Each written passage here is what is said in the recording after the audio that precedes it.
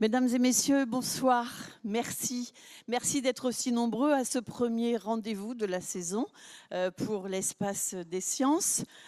Christophe Galfard va me rejoindre dans un instant, mais il a voulu aller saluer les personnes qui étaient, le voici, qui étaient en attente et qui ne pourront pas rentrer.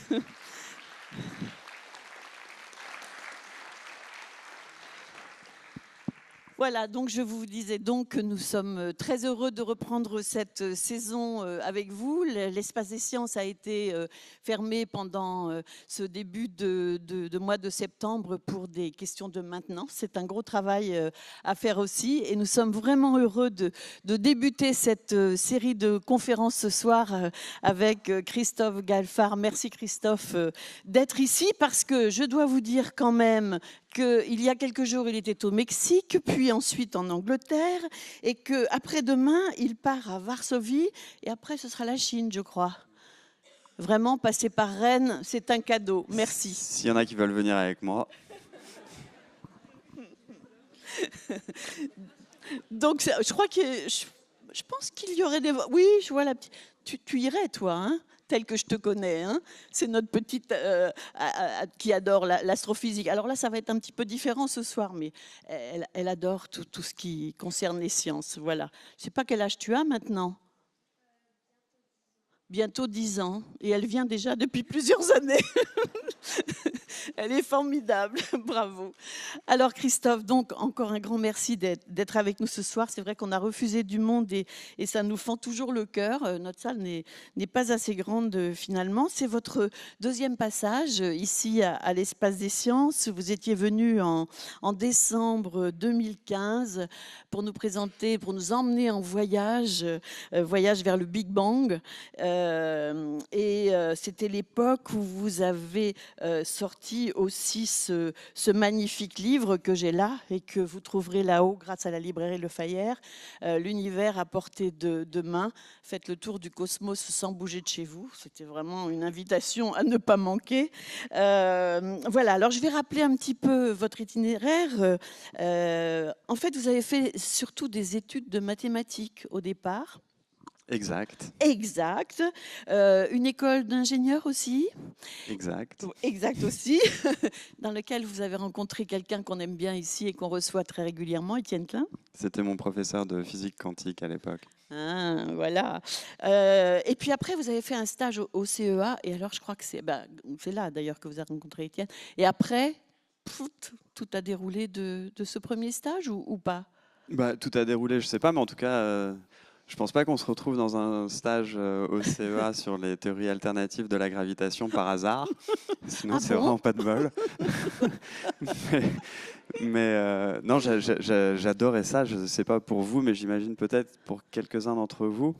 Mais en tout cas, pour moi, cette réflexion sur la compréhension de notre univers et de la nature, il y a rien de plus satisfaisant intellectuellement. Et du coup, j'avais extrêmement envie de faire ça. À l'école d'ingénieur, ça m'ennuyait beaucoup. Ah oui. Et du coup, ils m'ont proposé de ne pas aller en cours et à la place, voir ce que sont les théories alternatives de la gravitation. Alors, donc, vous avez fait ça. Et puis après... Avec Marc Lachiaiseray, qui lui aussi écrit des Moi, je connais moins. livres. Oui. Et ensuite, Cambridge. Et ensuite, je suis parti faire un DEA de mathématiques avancées à l'université de Cambridge, en Angleterre donc. Et ça, c'était génial. Il y avait, c'était vraiment chouette. Il y avait 70 cours, on pouvait prendre ce qu'on voulait. Ah oui. Si on voulait faire les 70, on faisait les 70. Si on voulait en faire que 5, on en fait que 5. Et à la fin de l'année ou au milieu de l'année, on disait bon je veux faire mon examen de fin d'année sur celui-là et celui-là. Donc on choisit ce sur quoi on est interrogé et on peut faire ce qu'on veut, on peut aller à n'importe quel. Et ça existe encore, ça? Ah bah oui. Oh, ça fait 800 ans. Oui, mais enfin, il y a des choses qui s'arrêtent parfois. Il n'y a que la Sorbonne qui est plus vieille que Cambridge et Oxford. Non, mais je suis pas sûr que ce soit vrai ce que je viens de dire, mais en tout cas, la Sorbonne, c'est plus vieux. Et c'est là que vous avez fait la connaissance de Stephen Hawking? Alors, pas pendant cette année-là. Cette année de DEA, c'est une année assez intense. Hein. On est à peu près 200, 250. On vient du monde entier. Vraiment, on devait être 2 ou 3 Français. Et puis tout le reste, c'était un peu de partout dans le monde. Et il y a un examen de fin d'année où les 10 premiers ont le droit automatiquement d'obtenir une bourse de doctorat. Donc un peu d'argent pour étudier en thèse de doctorat à l'université de Cambridge. Mais il faut trouver un prof. avec qui ça se passe bien.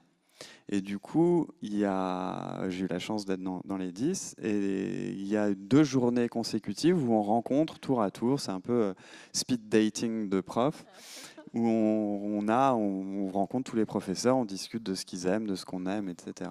Bon, ça n'existe pas à l'université française. Oh, Dans l'université peut-être pas française, aussi ça. explicitement pareil, mais l'idée, elle est un petit peu...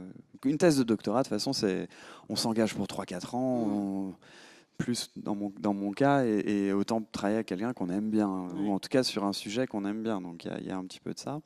Et le seul hic, c'est que les rendez-vous avaient lieu le lendemain de la grande fête de l'université, ce qui fait que tout le monde était raide-mort bourré. Sauf vous. On avait tout... Ah non, moi aussi. Tout le monde avait fini à 5 ou 6 heures du matin, y compris certains professeurs. Et du coup, c'était assez drôle les discussions le lendemain. Et après, j'ai appris que de toute façon, bourré ou pas, il faut savoir réfléchir dans ces endroits-là. Et du coup, j'ai rencontré tous les professeurs. Il y en avait qui étaient extrêmement bien. Et puis, j'avais pas trop envie de rester là. Et je croise dans les couloirs en partant mon directeur de mémoire de DEA qui me dit alors, tu as trouvé quelqu'un? Et je dis bah, moi, j'aimerais bien bosser avec vous. Il me dit ah non, moi, j'ai déjà quelqu'un. Est-ce que tu es allé voir professeur Hawking? Et je dis oh ben non, quand même. Alors que c'était votre idole depuis très longtemps, je crois. Bah, oui, après, il y en a plein des idoles, mais ces livres, quand j'étais enfant, m'avaient marqué, profondément marqué. Oui. J'ai encore des images, même des documentaires. Je ne sais pas si certains... Qui parmi vous a lu Une brève histoire du temps? Qui l'a acheté et laissé sans l'ouvrir? Ah, merci de votre honnêteté, c'est très bien. Et il y avait aussi un documentaire de Errol Morris qui est sorti à peu près à ce moment-là, et j'ai des images encore de ce documentaire qui me restent en tête. Donc je lui dis non, quand même. Et il me dit, bah, il t'attend pour déjeuner demain. Alors ce soir-là, j'ai pas bu. J'imagine. Du tout. Et pas dormi non plus, peut-être. Bah, non, mais j'avais envie d'être concentré, qu'il me veuille ou non, que j'accepte ou non. J'accepte de, ou non. de travailler avec lui, c'est une chose, mais en tout cas, c'est un moment où peut-être que c'est la seule fois dans ma vie où je vais avoir l'occasion de parler 20 minutes avec quelqu'un d'aussi hallucinant. Et intellectuellement, je parle. Et du coup, j'arrive au déjeuner, qui est le déjeuner du mercredi, je crois que c'était à l'époque, où il déjeunait avec ses étudiants, ses élèves doctorants. Et du coup, j'arrive au milieu de tout le monde. J'étais ultra stressé, la boule au ventre et tout ça. Je comprenais absolument rien à ce qu'il racontait. Et le déjeuner se termine, j'avais pas dit un mot. Et là, on commence à discuter. On a discuté pendant 6 heures. Et au bout des 6 heures, il me dit, est-ce que tu veux bosser avec moi? Bah non, merci. Eh bien, figurez-vous que je lui ai dit, j'aimerais bien réfléchir. Ouais. Oh, faut être Histoire de le gonflé quand calmer un même peu, pour quand même, faire hein. ça, je trouve. Et ben parce que je vous dis une fois de plus, on parle c'est le milieu académique, c'est 3, 4, 5 ans de notre vie, c'est quand même une réflexion. Ouais. Et du coup, il me dit, ok, tu as 3 jours pour me dire. Et du coup, je rentre chez moi et pour réfléchir, je me dis, je vais me balader un peu dans la campagne à l'extérieur de Cambridge. Et puis au bout d'une demi-heure, je suis entre les arbres et je fais, mais quel crétin. Et là, je suis retourné direct à l'université, il n'était plus là, et je me suis retrouvé devant la porte de sa maison à 5 heures du matin. J'ai attendu que la lumière s'allume. Et dès que c'était allumé, ding dong, c'est toujours vrai? Il me dit oui, et voilà, c'était parti. Ah, c'est une très belle histoire. Et c'est un raconteur d'histoire, vous l'aurez déjà remarqué. Hein. Je vous Mais dirai un jour si c'est vrai tout ça ou pas. ouais, après j'y venais. Est-ce qu'elles sont vraies, est-ce qu'elles sont fausses, hein? Non, alors donc il y a eu la thèse, puis un livre. Alors un livre co-signé avec lui, Georges et les secrets de l'univers. C'était le premier tome auquel vous avez participé. Est-ce que c'est ce qui vous a donné le goût de l'écriture? Parce que vous avez le goût de l'écriture aussi. On va y revenir dans un instant. Alors le goût de l'écriture, je ne sais pas, mais une fois qu'on a signé, il faut écrire. Et j'aime bien ce genre de pression. J'avais jamais écrit vraiment avant, à part des petits bidouillages quand j'avais 13 ans. Mais effectivement, raconter des histoires, j'aime beaucoup. Et je considère d'une certaine manière que la connaissance scientifique, c'est l'histoire qu'on se raconte, nous, humains, aujourd'hui, de ce qu'on sait de notre réalité. C'est une histoire qui évolue tout le temps et qui est absolument digne d'être racontée et qui peut générer des émotions, de l'imaginaire, des rêves, au même titre que d'autres, peut-être mythes et mythologies ou histoires et légendes qui ont passé le crible du temps. Là, il y a quelque chose par rapport au savoir scientifique, malgré ses incertitudes, malgré ses. En gros, je ne connais pas vraiment de personnes qui aient plus d'imagination que les scientifiques.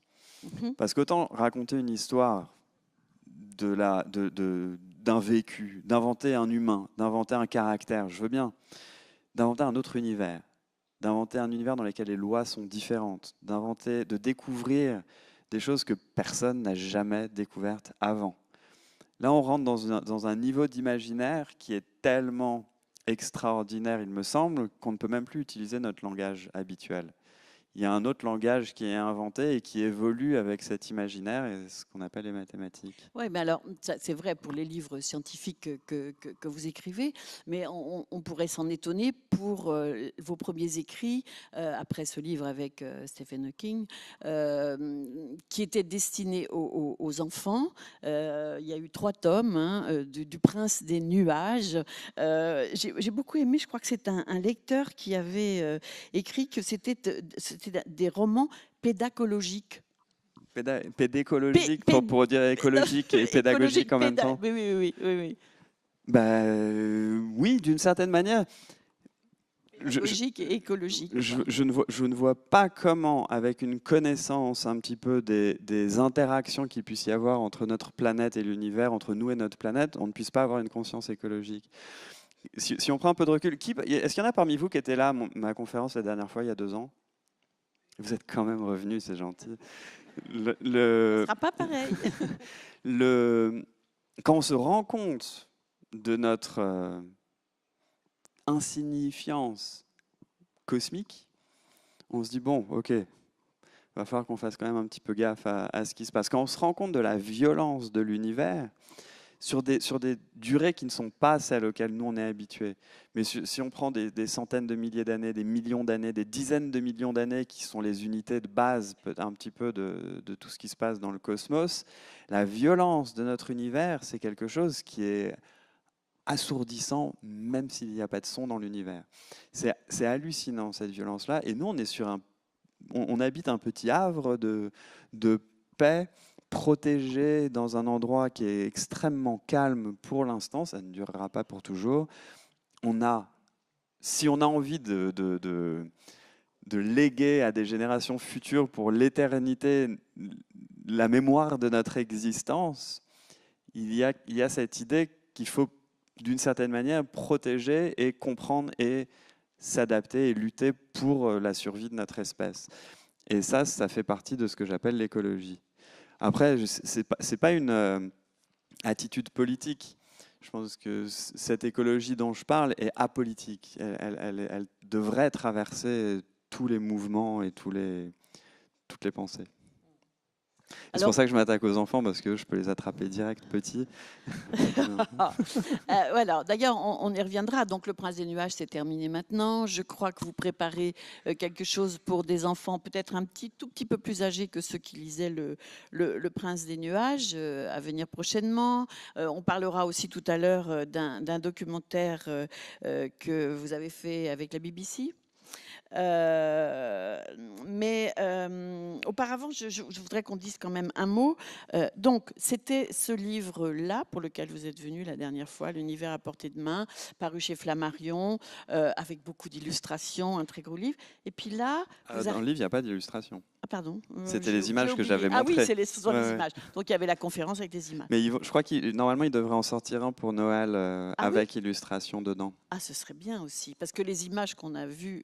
C'était pas mal. Ah, c'était magnifique. Il n'y a pas d'image. Alors, je me suis dit au départ, quand j'ai reçu... Oui, il n'y a pas d'image ce soir. Quand j'ai reçu celui-ci, je me suis dit, ah ben oui, quand même... Eh ben, je suis sûre que ça vous a demandé beaucoup de... Enfin, sans doute moins de temps que celui-ci, mais ça ne devait pas être très facile à écrire quand même, celui qui donne son titre à la conférence de ce soir. Non, parce que cette équation égale MC2, comme je vous raconterai tout à l'heure, elle est à la croisée de énormément de théories et de connaissances. Du coup, une explication rapide est possible en quelques lignes, Mais si on veut comprendre ce qu'elle veut dire, ce qu'elle signifie, d'où elle vient, pourquoi elle est l'emblème du XXe siècle d'une certaine manière, là ça devient un petit peu plus compliqué. Mhm. Et du coup ça prend un petit peu plus de temps à écrire. Je m'étais dit au départ que je l'écrirais en 2 semaines, Ah ce oui. livre, ouais. J'étais un idiot, ça m'a pris 1 an et demi. Mais Non, ouais. parce qu'il faut dire que entre l'écriture, les conférences, vous donnez des conférences, je l'ai dit tout à l'heure, un petit peu dans le monde entier. Ce livre-là est traduit dans plusieurs langues. Il est paru dans presque tout, je sais pas, 22 langues là. 22 langues. Mm. Pas mal. Et à chaque fois, vous allez quand même pour le présenter, donner une Je rencontre conférence, tous les discuter. lecteurs, tous. Tous, Je un vais par un. dîner chez eux. Bon, prenez rendez-vous, hein, parce que ça risque quand même d'être un petit peu long.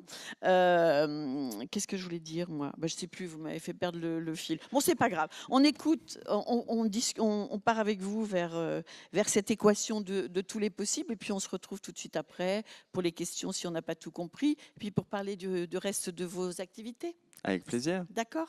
Vous êtes prêts? Bonne soirée.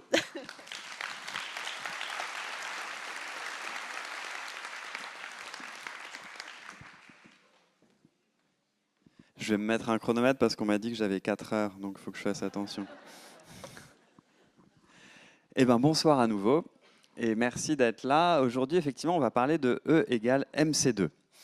Et donc, j'ai vu qu'il y en avait quelques-uns qui étaient déjà là la dernière fois. Je vais faire la même introduction parce qu'elle marche ici aussi.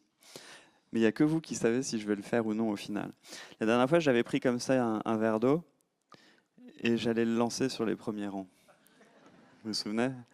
Et c'est pour ça qu'en général, quand je demande est-ce que je le fais, tous les derniers rangs disent oui.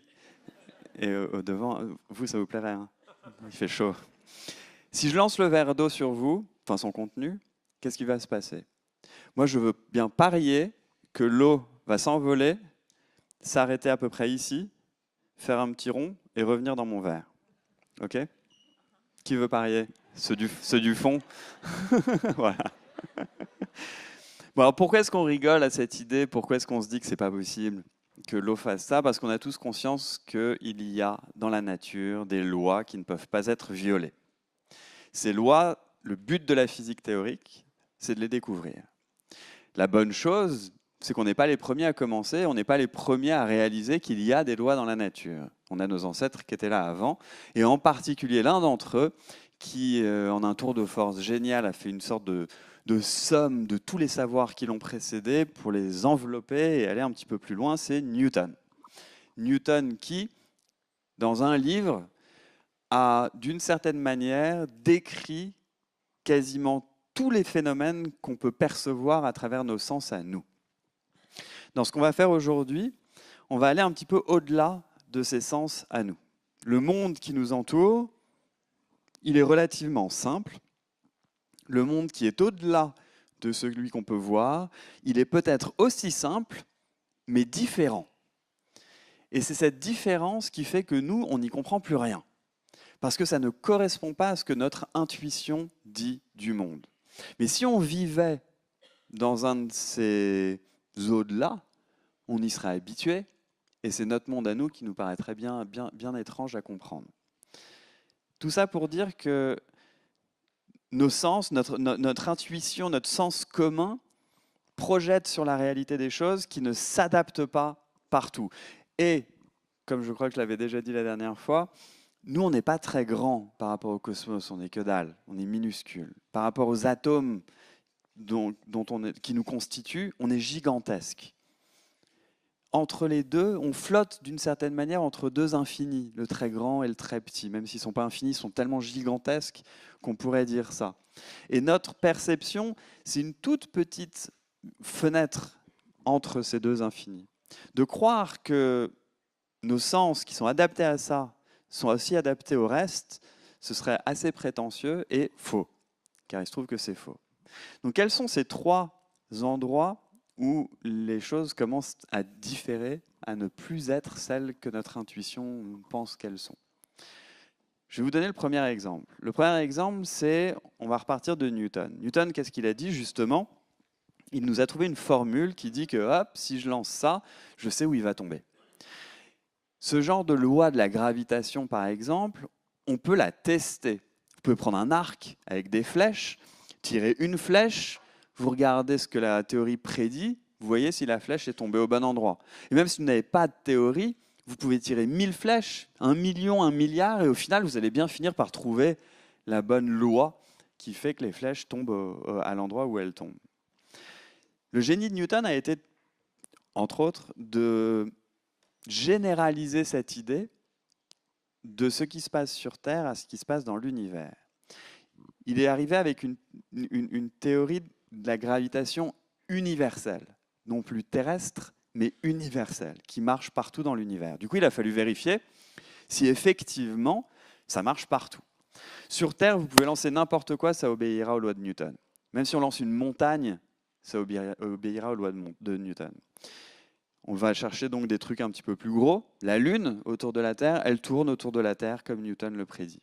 Les autres planètes autour du Soleil, si on part de la plus lointaine à la plus proche, on a Neptune, Uranus, Saturne, Jupiter, Mars, la Terre, Vénus, toutes obéissent exactement aux lois de Newton. Mais si vous connaissez les planètes du système solaire, il en manque une dans ce que j'ai dit, la plus proche du Soleil, Mercure. Il se trouve que Mercure, eh ben non. Son mouvement autour du Soleil ne correspond pas exactement à ce qu'avait prédit Newton. La différence est petite, hein, ridicule même, mais elle existe. Il y a une légère différence entre ce que Newton prédit et la façon dont Mercure tourne autour du Soleil. Pendant des centaines d'années, 180 exactement, pendant 180 ans, donc, les scientifiques, les penseurs de l'époque, se sont interrogés sur l'origine de cette petite différence. Ils ont imaginé l'existence d'une autre planète qu'on n'avait pas encore découverte, qui pourrait tirer un petit peu Mercure, ou peut-être qu'il y avait des ronds, des cailloux, des je ne sais pas quoi. Tout le monde a cherché, personne n'a trouvé. Newton lui-même était conscient que sa théorie ne marchait pas pour Mercure. Et il a réalisé alors, il le savait peut-être déjà, mais il a réalisé en tout cas que sa formule de la gravitation, c'était justement ça, une formule. Ça ne disait pas ce qu'est la gravitation. On peut savoir comment quelque chose se comporte sans savoir ce que cette chose est. En l'occurrence, pour la gravitation, il a travaillé toute sa vie pour essayer de trouver ce qu'était la gravitation, et pile à la fin de sa vie, il est mort. Il n'a pas trouvé.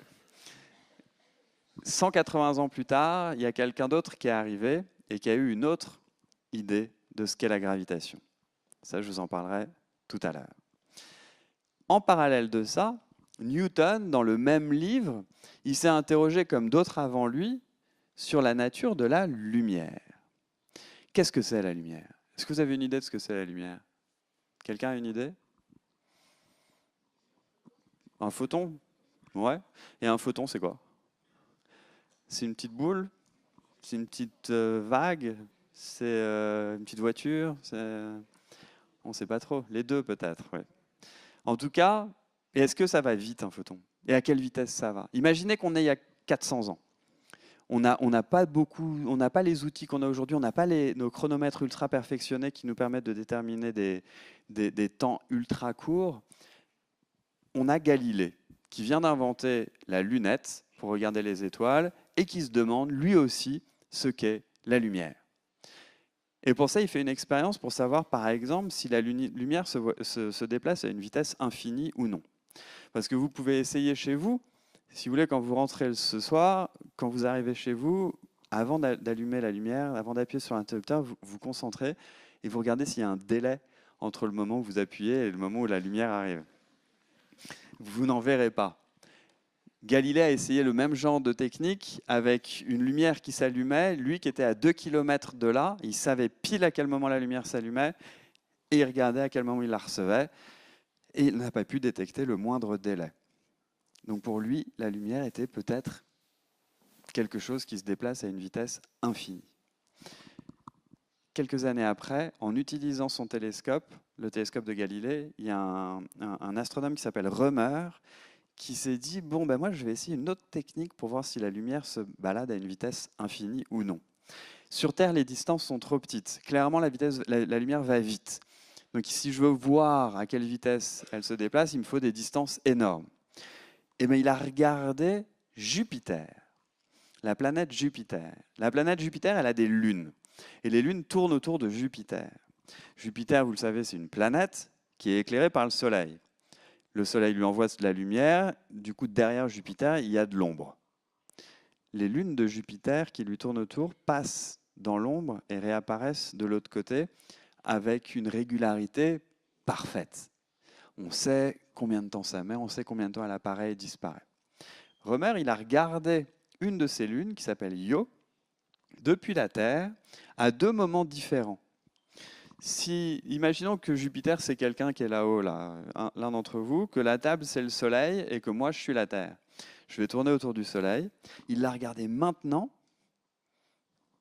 et puis il l'a regardé aussi quand la Terre était là, en train de reculer, de s'éloigner de Jupiter.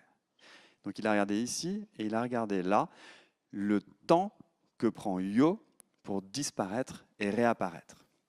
Et il a vu qu'en étant ici, en observant, le temps est plus long que lorsqu'on est là. Pourquoi? Parce qu'entre le moment où Io disparaît ici et le moment où Io réapparaît là, la lumière a moins de chemin à parcourir pour venir jusqu'à la Terre. Et ici, c'est l'inverse. Entre le moment où Io disparaît et le moment où Io réapparaît, la lumière a une distance en plus à parcourir. Et ça, il a réussi à le détecter en 1676. Pas mal, le mec. Et il a fait une estimation de la vitesse de la lumière à cette époque-là, et il est tombé sur le chiffre qu'on connaît aujourd'hui à 20% près. Pas mal. Franchement, respect. Donc il a découvert que la lumière, quelle qu'elle soit, quoi que ce soit, se déplace à une vitesse finie. Aujourd'hui, on connaît le chiffre, c'est environ 300 000 km par seconde. Pardon. 300 000 km par seconde. Voilà, c'est la vitesse de la lumière. Maintenant, on va se poser une question. La question, c'est, mais c'est quoi la lumière? Personne n'a réussi à répondre à cette question-là. D'ailleurs, même aujourd'hui, je ne suis pas sûr qu'on ait vraiment la réponse, mais en tout cas, il y a des indices qui nous sont arrivés ces dernières 100, 150 ans. En voici une. En 1860, il y a un physicien écossais qui, pour moi, est un des plus grands génies de tous les temps, qui s'appelle James Clerk Maxwell. Maxwell comme les filtres à café, mais ce n'est pas lui. C'est un autre, donc James Clerk Maxwell, qui a unifié, je pense, à moins que je me trompe, je crois que c'est la première fois dans l'histoire des idées qu'il y a eu une unification comme ça de théories. Il a unifié l'électricité et le magnétisme en une seule théorie. Avant Maxwell, tout le monde savait que l'électricité existe, et les éclairs par exemple, et que le magnétisme existe, par exemple les boussoles. Mais c'était deux phénomènes qui étaient un petit peu différents. Lui, il a trouvé une sorte de série d'équations qui mêlent les deux et qui expliquent comment les deux interagissent et qui disent qu'en fait, électricité et magnétisme ne sont rien d'autre que deux facettes d'une autre force plus grande, plus belle, plus unifiée, plus une, qu'on appelle l'électromagnétisme. Mais il y a quelque chose de particulier dans ces équations, qui est qu'il a voulu regarder ce qui se passe si on perturbe un petit peu un système. Ça veut dire quoi, perturber? C'est-à-dire on prend un aimant et on fait zigouigoui avec l'aimant. Qu'est-ce que ça fait sur ce qui est autour? Quel impact est-ce que ce petit mouvement va avoir sur ce qui est autour de l'aimant? Je parle d'un aimant que vous pouvez avoir dans la main. Vous faites comme ça, qu'est-ce que ça fait? Avec ces équations, il a pu voir ce que ça faisait. Et il est tombé sur une autre équation. Et ça s'appelle une équation d'onde. C'est-à-dire que c'est exactement l'équation auquel obéissent toutes les ondes qu'on connaît. Que ce soit le son, là quand je vous parle, c'est une onde acoustique, que ce soit les vagues à la surface de la mer, c'est une autre onde.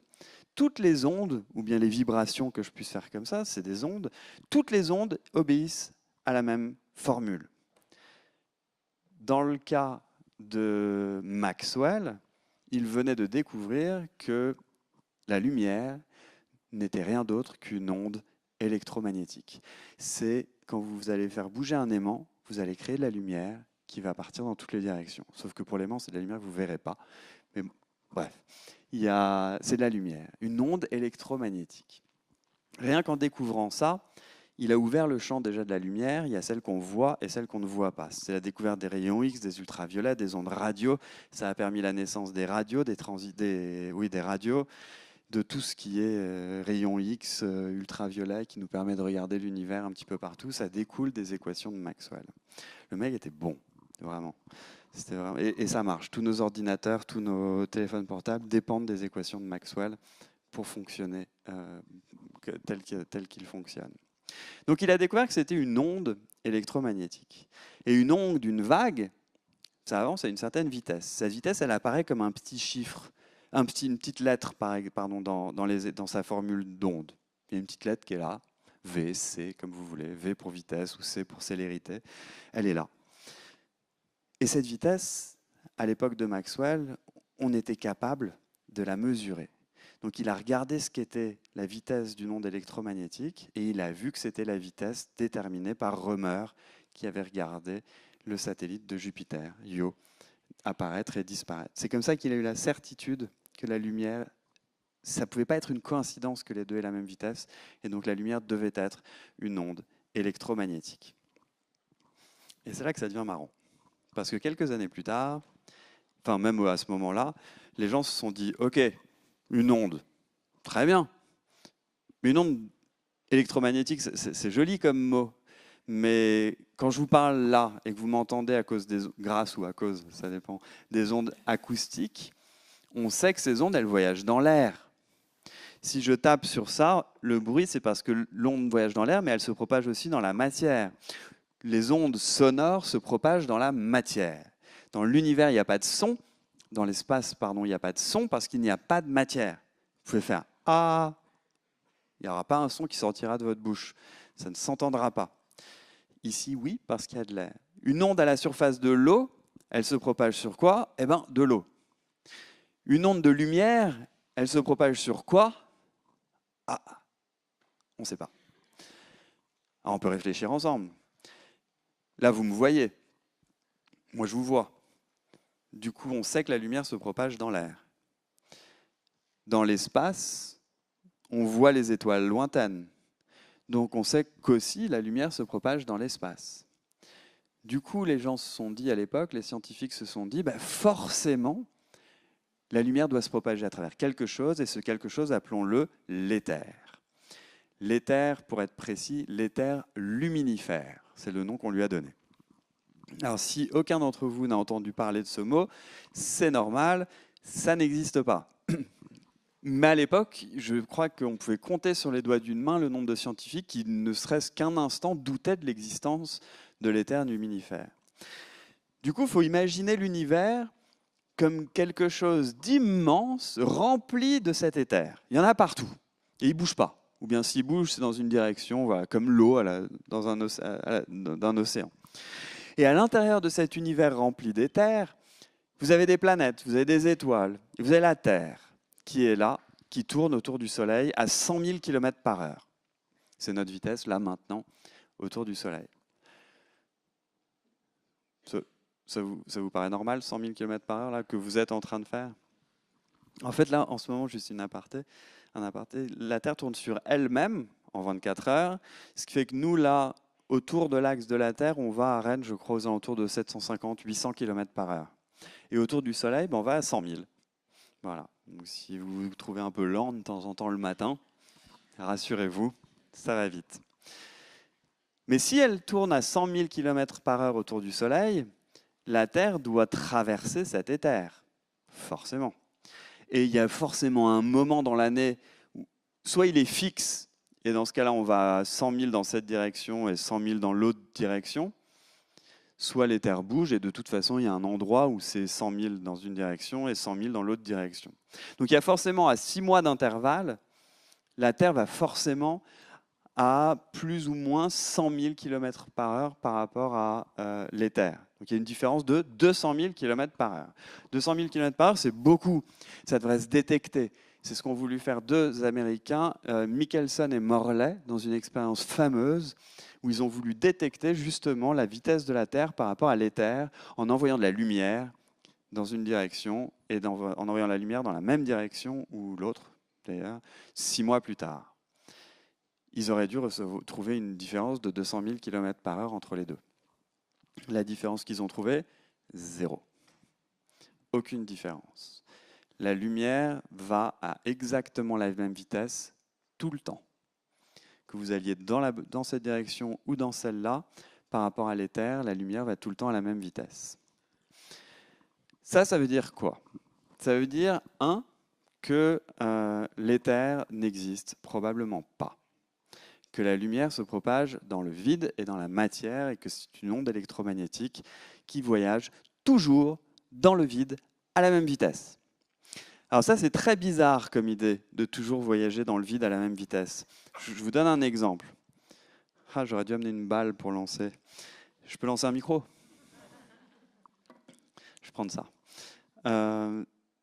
Si je bouge pas et que je lance ça comme ça, ce truc est parti de moi à 3 km/h. Je ne vais pas aller très vite. Maintenant, si je marche et que je le lance à la même vitesse, il va partir à ma vitesse, plus les 3 que je lui ai rajoutés. Il est allé plus vite.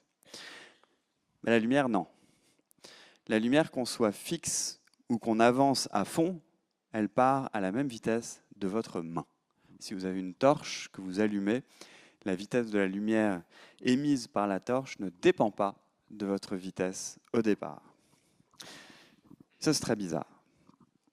Et on va y revenir dans quelques instants. Ça nous dit quoi?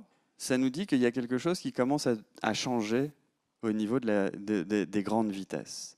Tout à l'heure, je vous disais qu'il y a 3 domaines dans lesquels notre perception, notre intuition ne nous permet pas d'aller directement comprendre la réalité qui est autour de nous. Ces 3 domaines sont le très grand, ça c'est la relativité générale d'Einstein, le très petit, c'est ce qui explique pourquoi Mercure ne tourne pas autour du Soleil comme Newton le pensait, c'est la physique quantique, le très petit, et c'est le domaine des très très grandes vitesses, des vitesses qui s'approchent de celles de la lumière. Ça, cette 3e direction, c'est de là que vient E égale mc2. Et vous allez voir tout à l'heure que ce E égale mc2, évidemment, on peut aller très vite dans le très grand, on peut aller très vite dans le très petit. Du coup, le E égale mc2, lui, il transcende toutes ces théories. Il est partout, dans le très grand, dans le très petit, et même un petit peu autour de nous, quand par exemple, vous prenez un peu de lumière sur la figure, parce que la lumière arrive à la vitesse de la lumière. Alors, en 1905, il y avait cette idée qu'Einstein a eue, oui, que faut imaginer ce jeune homme qui devait avoir 24-25 ans, qui est assis dans un bureau dans l'office des brevets en Suisse et qui voit passer les brevets devant lui, qui valide ou non, etc. Et qui, lui, réfléchit à l'univers tout entier dans sa tête. Et il se dit que l'univers devrait obéir à quelques principes, quelques lois, desquelles découle tout le reste de ce qu'on voit autour de nous. Et il y a 2 principes qui lui ont plu et qui sont à la base de ce qui lui a permis de découvrir E égale mc2. Ces 2 principes sont 1, que la vitesse de la lumière dans le vide est fixe, et 2, le deuxième, c'est ce qu'on appelle le principe de relativité. C'est un principe qui a été émis par Galilée 400 ans plus tôt. Alors le principe de relativité, c'est quoi? La question est la suivante. On est là, on est sur Terre, on est des humains et on a envie de découvrir quelles sont les lois de l'univers. Bon, qu'est-ce qui nous dit que les lois sont les mêmes partout? Elles pourraient très bien être vraies sur Terre et pas vraies à l'autre bout de l'univers. Et qui est-ce qui nous dit que si vous êtes de dos, les lois vont être les mêmes que si vous êtes de face? A priori, il n'y a rien qui vous permet de dire que les lois sont les mêmes partout. Il faut un principe pour établir ça, et le principe de relativité de Galilée est le suivant. C'est une question que je vais vous poser à vous. Imaginez-vous, c'est l'expérience de pensée qu'a fait Galilée. Imaginez-vous dans la cale d'un bateau, sans fenêtre. Vous êtes en mer, il n'y a pas de vent, il n'y a pas de vagues. Vous êtes dans la cale, vous ne voyez pas dehors. Est-ce que quelqu'un parmi vous a une idée de quelle expérience vous pourriez faire pour savoir si le bateau bouge ou non? Est-ce que quelqu'un a une idée de quoi faire? Voir s'il tangue? Mais il tangue s'il y a des vagues. Mais s'il n'y a pas de vagues, calme plat. Poser quoi? Ah, poser une balle par terre et voir si elle roule. C'est-à-dire si le bateau avance, la boule va aller en arrière, vous voulez dire? Ah ben, me monterez pas comme ça du doigt. Non, mais vous voulez dire qu'on met une boule par terre, et si le bateau est avance, probablement que la boule bougera, c'est ça? D'accord. Le mot important dans ce que vous avez dit, c'est accélération. Tout à fait d'accord avec ça. Là, s'il n'y a pas d'accélération, c'est-à-dire que le bateau ne tourne pas à droite ou à gauche ou accélère pas ou freine, la boule, elle ne bougera pas. On pourrait croire qu'un bateau qui avance, vous allez le sentir. Eh bien, comme dit le monsieur, un bateau qui avance à vitesse constante, vous ne le sentirez pas. Vous pouvez mettre une boule, une fois que la vitesse constante est atteinte et qu'on ne change plus, la boule ne va pas bouger. Le principe de relativité de Galilée, il stipule exactement ça. Il dit que si vous avancez à une vitesse fixe, il n'y a absolument aucune expérience physique qui pourra vous dire si vous êtes en train de bouger ou non. Si vous ne voyez pas l'extérieur, c'est impossible. Ça n'existe pas. Ce principe dit qu'en gros, les lois de la physique doivent être les mêmes, quelle que soit votre vitesse, dès l'instant que la vitesse est fixe. Il ne faut pas que cette vitesse change. D'accord? Si la vitesse est fixe, vous ne pourrez pas dire si vous bougez ou non. En gros, une des expériences de pensée que j'ai écrites dans le bouquin, c'est comme ça. Vous êtes dans l'espace, vous flottez dans l'espace, sans bouger, vous êtes là comme ça. Et puis tout d'un coup, il y a d'autres astronautes qui arrivent et à toute allure qui passent devant vous. Vous leur faites coucou, qu'est-ce que vous allez vite? Et les autres astronautes disent, ah ben non, nous on bouge pas, c'est toi qui bouges, c'est pas nous. Et bien vous avez tous les deux raison. C'est-à-dire qu'on ne peut considérer de mouvement que par rapport à quelque chose d'autre. C'est ça le principe, le deuxième principe d'Einstein. Le deuxième principe de relativité, c'est ça. Les lois de la nature sont les mêmes, quelle que soit la personne qui les trouve, ou les édicte, ou les écrit, dès l'instant où cette personne a un mouvement fixe, uniforme. La vitesse n'accélère pas ou ne décélère pas. Si on met les deux ensemble, on a E égale mc2. C'est ce qu'il a fait. Comment? Comme ça. Je vais vous donner des conséquences plutôt de ça. Tout à l'heure, je vous ai dit, ah oui, je peux vous le prouver si vous voulez, que si on avance à vitesse fixe, les choses ne font pas de différence. Regardez, là, je ne bouge pas. Vous avez une assurance sur les micros ou pas? Oui, c'est bon. Je ne bouge pas, d'accord? Ça tombe tout droit. Maintenant, moi, je vais avancer à vitesse fixe.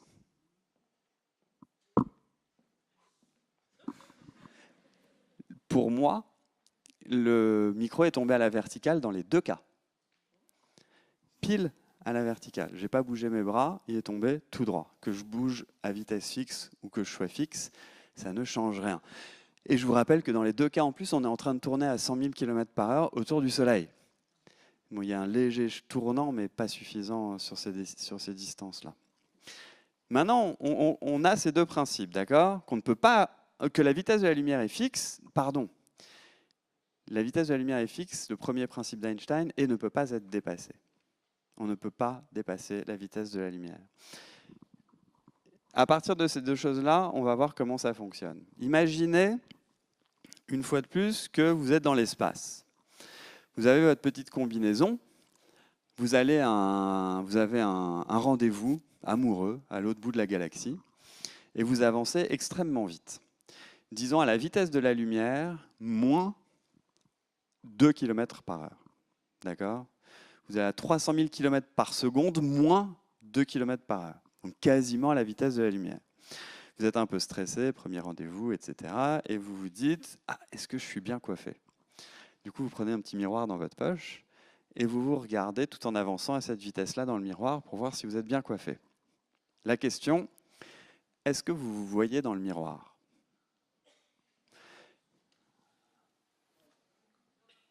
Oui, oui, on se voit dans le miroir. Maintenant, imaginez que vous allez exactement à la vitesse de la lumière. Vous devenez de la lumière et vous avez dans la main votre petit miroir et vous vous dites, est-ce que je me vois dans le miroir? Pardon? En décalage? C'est une réponse. Les autres, vous pensez qu'on se voit dans le miroir ou pas? Eh bien non, on ne se voit pas. On ne se voit plus. Parce que si vous allez à la vitesse de la lumière, pour atteindre le miroir, il faudrait que vous envoyiez quelque chose qui va plus vite que la vitesse de la lumière. Alors ça, ce n'est pas possible. La véritable raison pour laquelle vous ne vous verrez pas dans le miroir est beaucoup plus bizarre que ça. On va en parler dans 2 secondes. La raison pour laquelle vous n'allez pas vous voir, c'est que si vous avancez à la vitesse de la lumière, votre temps s'arrête. Vous ne vieillissez plus, vos cellules ne vieillissent plus, votre montre ne fait plus tic-tac, vous êtes figé. Juste pour ceux qui aimeraient du coup le faire, c'est pas possible quand on est massif. Et c'est ça qu'on va voir maintenant. On ne peut pas dépasser la vitesse de la lumière et si on va à la vitesse de la lumière, notre temps s'arrête. Petite parenthèse, au début c'était simple ce que j'ai raconté, hein. Maintenant ça va devenir costaud, ok? Là, vous êtes maintenant à nouveau en train de voyager dans l'espace à la vitesse de la lumière, moins 2 km/h. Vous avancez tranquillement, vous allez vers votre rendez-vous, vous êtes un peu stressé, vous avez une balle de tennis dans la main, vous la lancez devant vous de toutes vos forces. C'est assez facile de lancer quelque chose à plus de 2 km/h. C'est une pichenette, ça fait ça. Donc vous lancez toutes vos forces, la balle devrait aller à votre vitesse, plus ce que vous lui avez donné, logiquement elle devrait aller plus vite que la vitesse de la lumière. Or, ce n'est pas possible. On ne peut pas aller plus vite que la vitesse de la lumière. La question est donc, où est passée l'énergie que vous avez mise dans la balle? Parce qu'en la lançant, vous lui avez donné une certaine énergie. Et pardon? Oui, c'est vrai, vous avez ralenti, exact. Mais si vous avez ralenti, l'énergie qui vous a fait ralentir a été donnée dans la balle. Enfin, il y a un équilibre. La balle a dû accélérer et du coup, il s'est passé quelque chose. Et bien, ce que veut dire Einstein dans cette théorie de la relativité restreinte, c'est que l'énergie est devenue de la masse. Votre balle est devenue plus lourde. Au lieu d'aller plus vite, la balle est devenue plus lourde. L'énergie s'est transformée en masse. Et ça, c'est une des raisons pour lesquelles on ne peut pas aller plus vite que la vitesse de la lumière.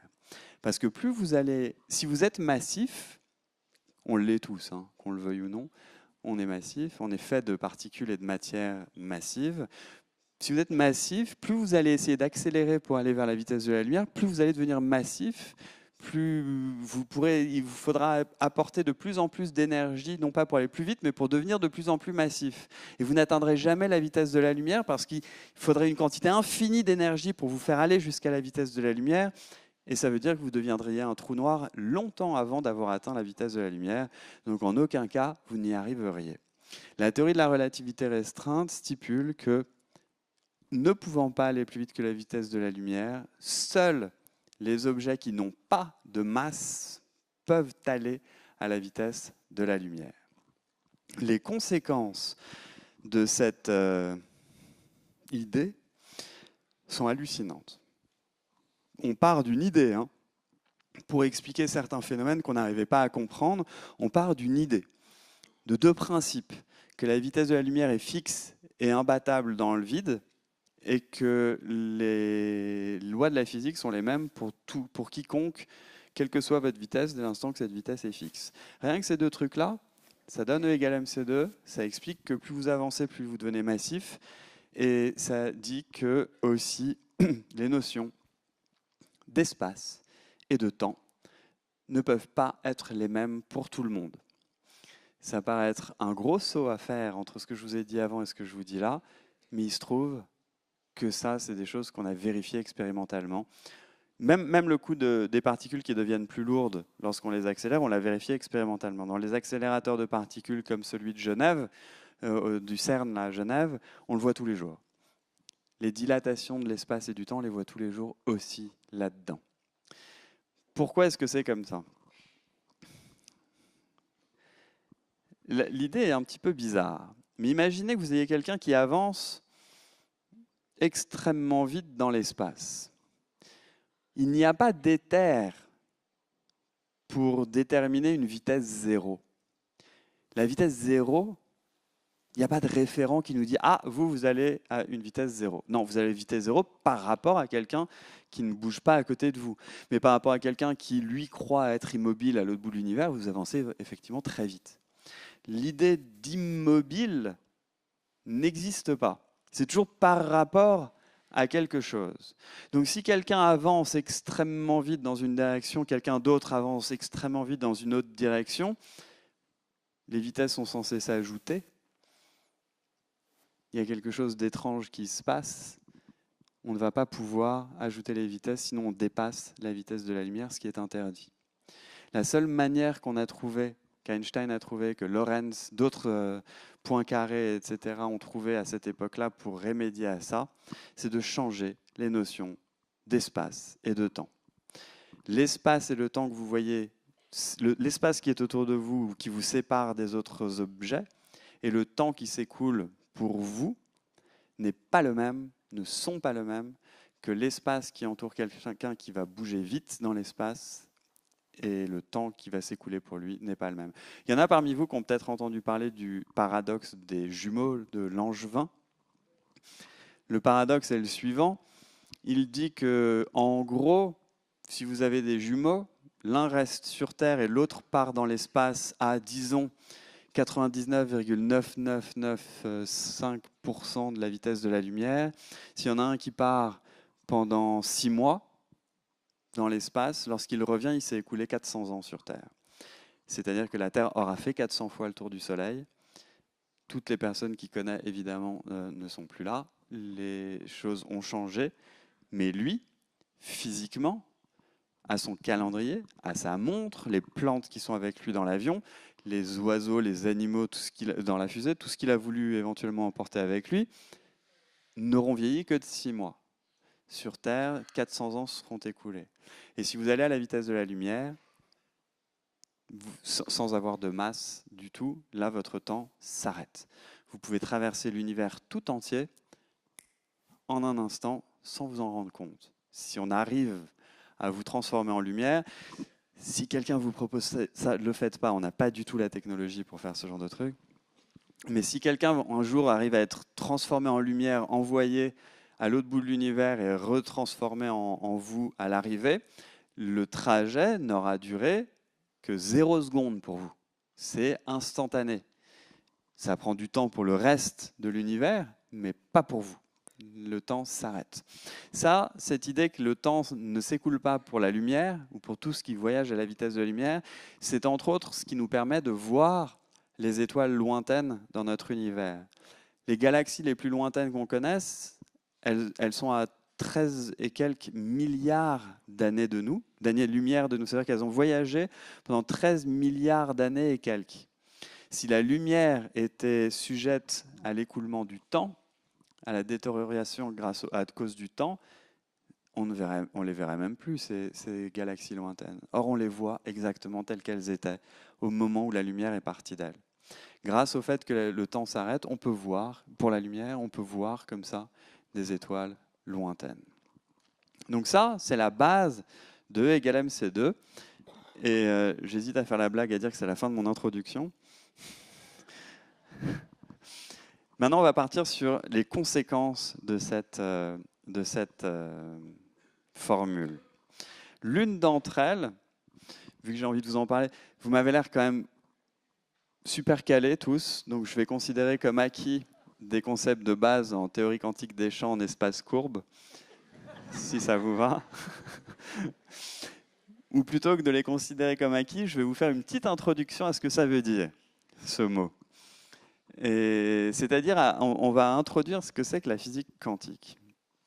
Si vous avez eu l'impression qu'il y a eu des choses bizarres dans ce que je vous ai dit jusqu'à maintenant, ben là c'est cuit pour la suite. Là. Il y a quand même un principe à garder en tête, hein, quelque chose dont il faut se souvenir. Comprendre ce que j'ai dit là sur la fin sur le temps, c'est pas facile, voire impossible. Si vous comprenez ce que je dis, il y a Feynman qui a dit, Einstein qui a dit à la fin d'un de ses cours sur la physique quantique, c'est ce que je vais vous raconter maintenant.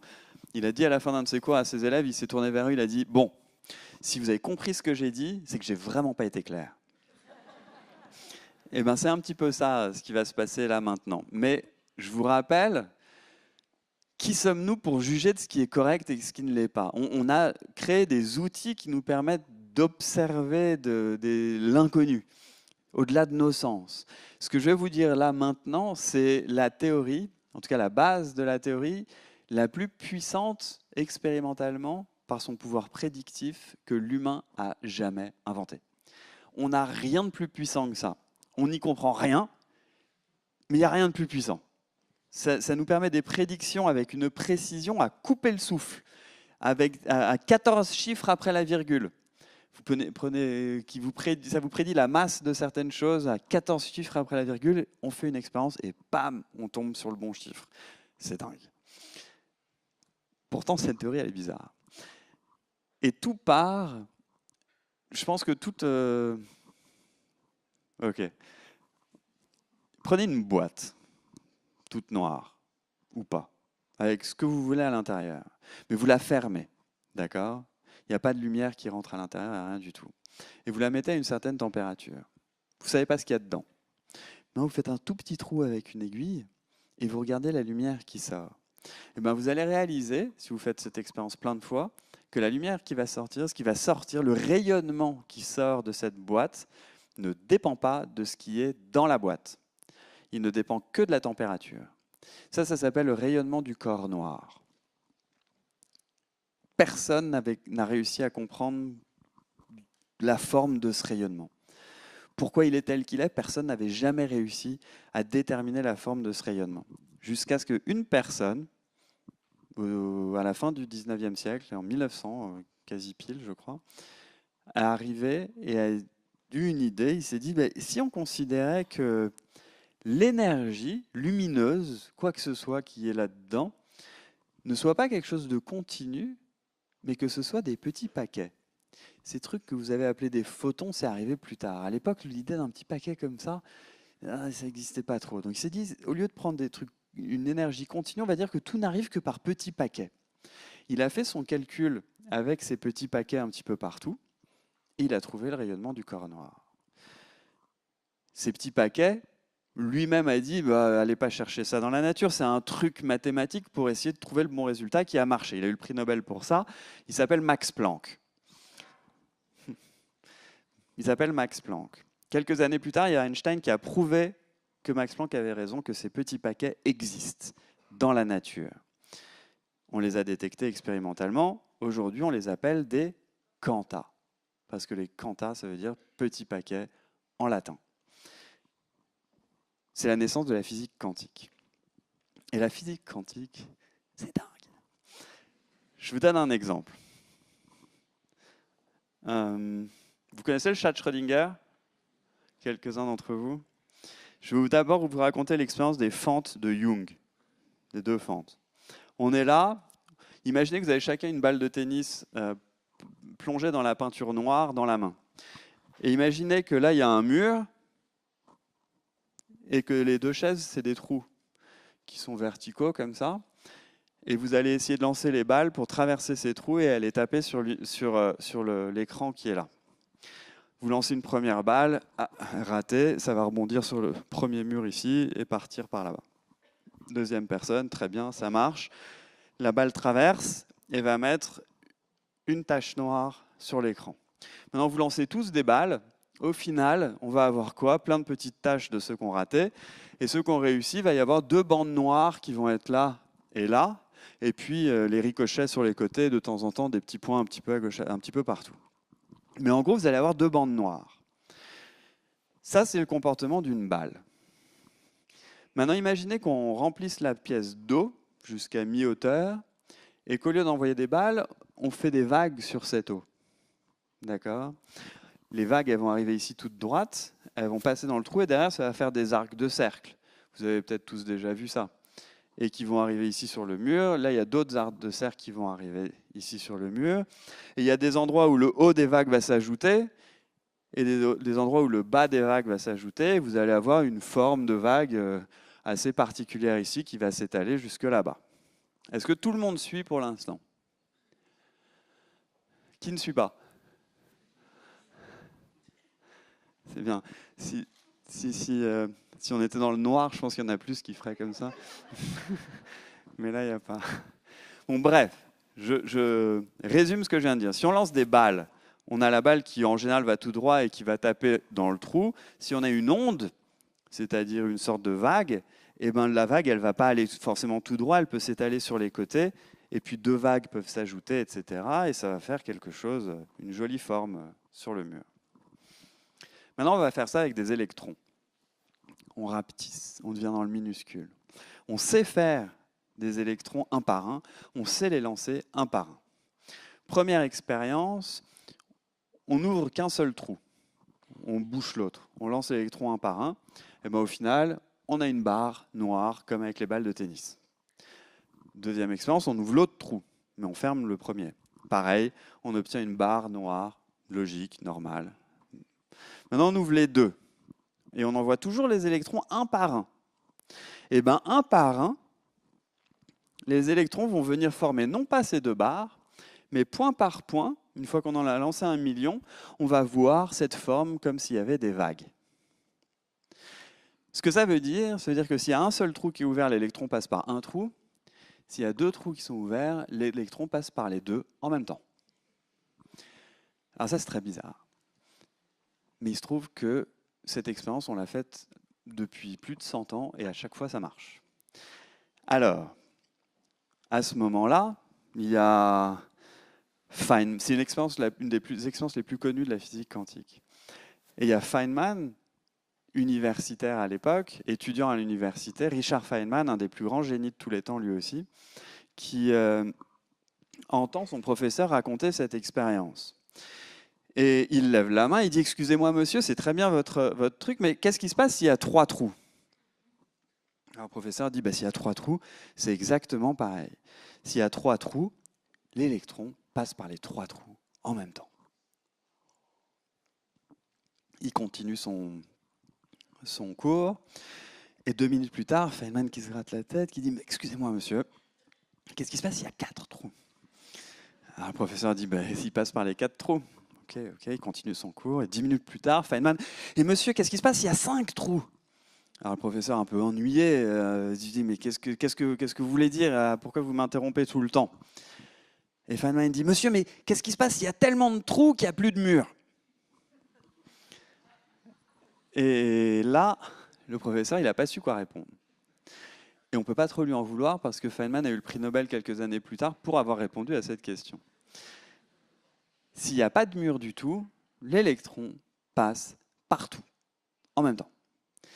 Et quand je dis partout, c'est-à-dire que si je suis ici et que je lance l'électron vers le mur, l'électron peut partir en arrière, vers vous, revenir plus vite que la vitesse de la lumière, et là, partir dans le passé, dans le futur et revenir là. Traverser la Terre et revenir là ou aller en ligne droite. Et toutes ces possibilités de chemin farfelus, absurdes ou non, viennent et au moment où il y a l'impact avec un détecteur ici, tout se concentre et whoop, tout le monde arrive ici en même temps. Ouais. C'est sympa. On comprend mieux peut-être pourquoi il n'y a pas beaucoup de scientifiques dans les dîners mondains. Ça arrive assez rarement. Vous imaginez. Du coup, il y a une expérience qui a été faite. L'histoire de ce que ça veut dire là, c'est qu'il y a 2 choses. La première, c'est que tant qu'on ne l'observe pas, une particule quantique, c'est-à-dire minuscule, tant qu'on ne l'observe pas, elle fait absolument tout en même temps. En tout cas, on ne peut pas dire qu'elle est ici ou là. Si vous répondez à la question « elle est où ?», vous avez tort. Ça ne marchera pas, l'expérience vous prouvera que vous avez tort. Si vous essayez de détecter quelque chose en revanche, tout cet ensemble de possibles disparaît pour n'avoir qu'une seule réponse. Ça, c'est quelque chose qui n'est pas encore compris dans la théorie de physique quantique d'aujourd'hui, on ne sait pas comment se passe cette transition du tout au 1. On ne comprend pas. On est d'accord qu'on ne voit pas ça dans notre monde de tous les jours. Les effets quantiques avec plein de trucs à la fois, sauf parfois quand on a des amis un peu bizarres, mais en général, on ne s'en rend pas compte, on ne voit pas ça. Du coup, il y a un monsieur qui s'appelle Schrödinger, lui aussi prix Nobel pour être à la base de l'invention de la physique quantique, qui a construit une expérience de pensée pour voir à quoi correspondrait le monde quantique si on arrivait à le zoomer avec une loupe, à le voir et à l'amener dans notre monde à nous. C'est ça l'expérience du chat Schrödinger. Cette expérience, elle dit la chose suivante. On sait fabriquer, ou il existe dans la nature, des matériaux radioactifs. Un matériau radioactif, c'est un matériau dans lequel le noyau d'un atome peut se casser spontanément, ou pas. Et le ou pas, ça veut dire qu'en physique quantique, il est les deux en même temps, cassé et pas cassé. Dans le monde quantique, on sait que c'est vrai ça. On sait que les deux ont lieu en même temps. Maintenant, imaginez que vous mettiez ce matériau radioactif à côté d'une fiole de poison. Si l'atome se casse, la fiole s'ouvre, ça libère un poison mortel. Si l'atome ne se casse pas, il ne se passe rien. Bon, vous prenez le matériau radioactif, la fiole et un petit chatou mignon, vous mettez ça dans une boîte que vous fermez. Il y a une chance sur 2 pour qu'au bout de 10 minutes, radioactivement, la fiole soit ouverte et que le chat soit mort. Mais il y a aussi une chance sur 2 pour qu'il soit vivant. Donc au bout de 10 minutes, si vous en croyez la physique quantique, le chat à l'intérieur de la boîte est à la fois mort et vivant. Pas mort ou vivant, ça c'est ce qu'on connaît, mais mort et vivant. Les deux en même temps. Alors vous ouvrez la boîte, le chat est vivant. La vraie question que vous devez alors vous poser, si vous avez un peu foi en la physique, c'est mais où diable est le chat mort? Et cette question, figurez-vous, que c'est la base de la thèse d'un scientifique qui s'appelle Hugh Everett III, qui est américain et qui était un des étudiants avec Feynman. Il était dans le même groupe que Feynman, ils avaient le même directeur de thèse, que Kip Thorne aussi, qui est celui qui est à la base des ondes gravitationnelles qu'on a détectées l'année dernière. En gros, il était entouré de génies. Et lui, il a eu cette idée, il s'est dit, mais il est passé où le chat mort? Si j'en crois la physique quantique, si j'en crois ce que ça dit, et vu que ça marche dans les expériences, vu qu'on lui fait confiance, eh ben faisons-lui confiance jusqu'au bout. Qu'est-ce que ça veut dire? Ça veut dire quoi? Ça veut dire que le chat mort, il devrait être quelque part. Mais où? Eh ben, il est arrivé avec l'idée qu'il était dans un univers parallèle. Qu'au moment où vous avez ouvert la boîte, il y a un univers parallèle qui s'est créé dans lequel le même vous ouvre sa boîte avec un chat mort et qui se demande « mais il est où le chat vivant ?» Juste après avoir publié sa thèse, vu que tout le monde l'a pris pour un fou, Everett a arrêté la physique et il est allé mourir alcoolique quelque part.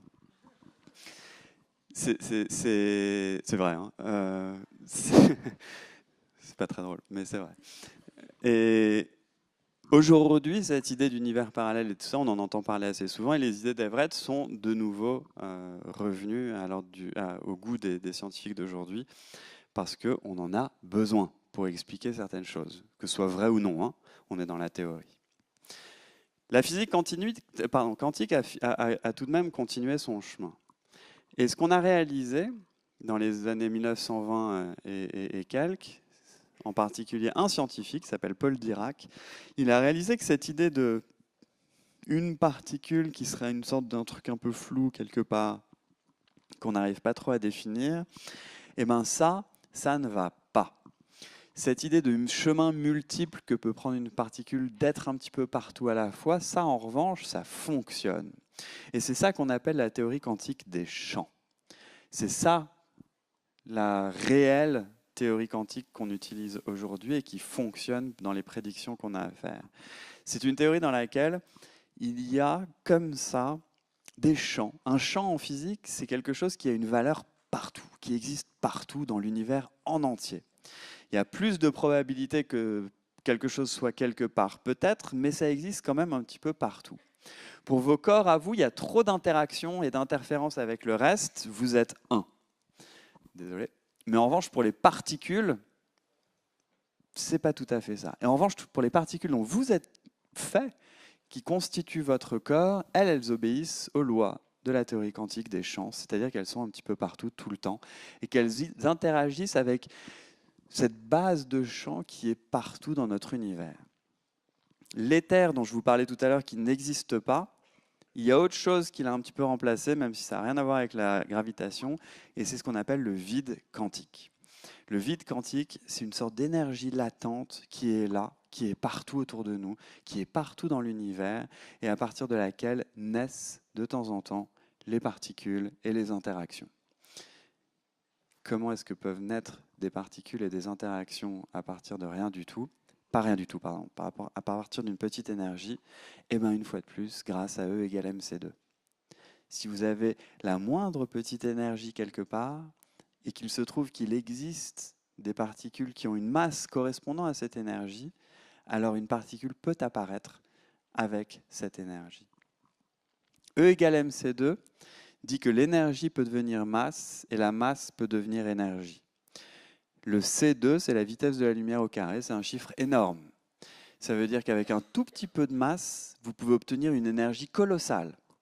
Et qu'en revanche, il faut une énergie colossale pour fabriquer un tout petit peu de masse. D'après E égale mc2, vous allez pouvoir voir apparaître dans la nature des particules à partir de rien du tout. Vous allez pouvoir voir apparaître, par exemple, des particules d'antimatière. Ça, c'est ce qu'a découvert Dirac. Je vous dis pourquoi. E égale mc2, ça dit quoi? C'est-à-dire qu'on peut créer de la masse à partir de l'énergie. Ok. Donc si vous voyez de la masse apparaître à partir de l'énergie, vous êtes bon, c'est ce que dit E égale mc2. Mais qu'en est-il d'une charge électrique, par exemple? Il n'y a pas d'électricité dans E égale mc2. Donc si vous voulez faire apparaître quelque chose qui a une charge électrique, ça ne marche pas. Vous aviez 0 charge avant, vous avez une charge après. Il n'y a pas eu de transformation, il y a eu création pure. E égale mc2, c'est de la transformation d'énergie en masse ou de masse en énergie. S'il y a une charge, il y a la charge qui apparaît de nulle part. Ce qu'il faudrait, c'est trouver la même particule avec la charge opposée. S'il y a plus 1, il faut moins 1. Et plus 1, moins 1, ça fait 0. Donc au total, il y aurait 0 avant et 0 après. Ça, c'est la découverte de l'antimatière. L'antimatière, c'est exactement la même chose que la matière dont nous on est fait, sauf que toutes les charges sont opposées. Si c'est plus 3 ici, l'antimatière, ce sera moins 3. La charge de l'électron, c'est E. La charge de l'anti-électron, c'est moins E. Cette antimatière a été découverte dans la foulée de sa prédiction par Dirac et il a eu le prix Nobel l'année qui a suivi. On sait que ça existe autour de nous. On sait qu'on peut créer de la matière à partir de l'énergie grâce à E égale mc2 avec la matière et l'antimatière.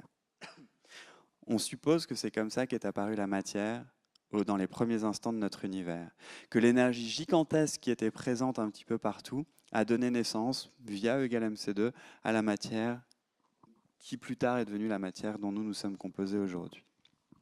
Il y a 2 aspects pratiques à cette équation, E égale mc2. L'un d'entre eux, c'est ce qui fait briller les étoiles. L'autre, c'est ce qui fait exploser c'est ce qui fait la radioactivité qui est autour de nous. Il y a les bombes atomiques là-dedans. Je vais finir sur ces 2 explications, que sont la fission et la fusion nucléaire, et après vous pourrez me poser toutes les questions que vous voulez. Il y a quelque chose, voilà, aux premiers instants de notre univers, quand E égale mc2 a fait apparaître quelques petites particules au départ, quand on laisse un petit peu le temps s'écouler et qu'on arrive quelques temps après, on réalise qu'il y a des premiers atomes qui se forment. Toute la matière dont nous on est fait, dans notre peau, nos cheveux, nos yeux, l'air qu'on respire, etc., est faite d'atomes. Un atome, c'est un noyau avec des électrons qui tournent autour. On peut les classer, les atomes, par taille, du plus petit au plus grand. Le plus petit, c'est celui qui a le plus petit noyau, c'est l'hydrogène. Le deuxième, c'est l'hélium, etc., etc. On peut le carbone, l'oxygène et tout ça, on peut les classer derrière. Si on regarde les noyaux des atomes, on voit que là-dedans, il y a encore des petites boules. Il y en a qui ont une charge électrique et d'autres qui n'en ont pas. Celles qui en ont une, on les appelle des protons. Celles qui n'en ont pas, on les appelle des neutrons. Ça, c'était parfait. Des protons et des neutrons. À l'intérieur des étoiles, les atomes sont tellement compressés par la gravitation de l'étoile que les noyaux des atomes sont collés les uns aux autres. Et du coup, à partir de petits atomes, on fabrique des atomes plus gros. Ça, c'est ce qu'on appelle la fusion thermonucléaire. Cette fusion a une particularité, c'est que bien qu'il faille une quantité gigantesque d'énergie pour réussir à fusionner des noyaux d'atomes, une fois que c'est fait, ça libère une énergie qui est encore plus grande. C'est ça qui fait briller les étoiles. Alors d'où vient cette énergie qui est libérée? Eh bien, elle vient de E égale mc2. Si vous pesez les deux petits atomes avant la fusion et que vous pesez les atomes après la fusion, vous allez voir que celui d'après, il est moins lourd que les deux de départ. Il y a une partie de la masse qui est devenue inutile et qui est devenue énergie via E égale mc2. C'est cette énergie-là qui fait briller les étoiles. À l'inverse, si vous avez des atomes qui sont très gros et que vous allez les séparer, les casser en des atomes plus petits, vous verrez que quand ils sont gros, c'est l'inverse. Le gros est plus lourd que les deux petits. Donc il y a une énergie qui est libérée quand on les casse. La limite entre les deux, c'est le fer. Tout ce qui est plus petit que le fer libère de l'énergie lorsqu'on fusionne et dans l'autre cas, libère de l'énergie lorsqu'on les casse. Quand c'est plus petit que le fer, c'est fabriqué dans les étoiles. Quand c'est plus gros que le fer, c'est fabriqué quand une étoile meurt. À la mort d'une étoile, il y a tellement d'énergie que ça est utilisé rapidement pour fabriquer les atomes lourds qui sont dans nos corps aujourd'hui.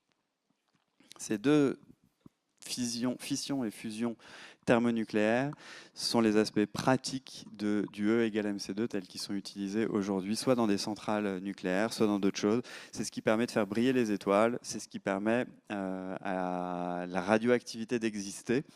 Vous êtes peut-être contre l'existence de la radioactivité, mais on n'a pas le choix, c'est dans la nature, il y en a.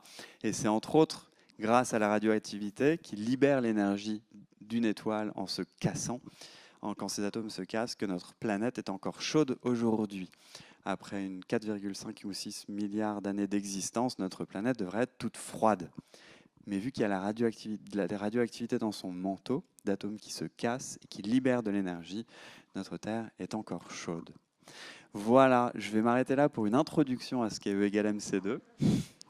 Et ce que je vous propose, plutôt que de continuer à parler tout seul, c'est qu'on discute ensemble et que si vous avez des questions, n'hésitez pas à les poser. Merci en tout cas déjà de m'avoir écouté jusqu'ici.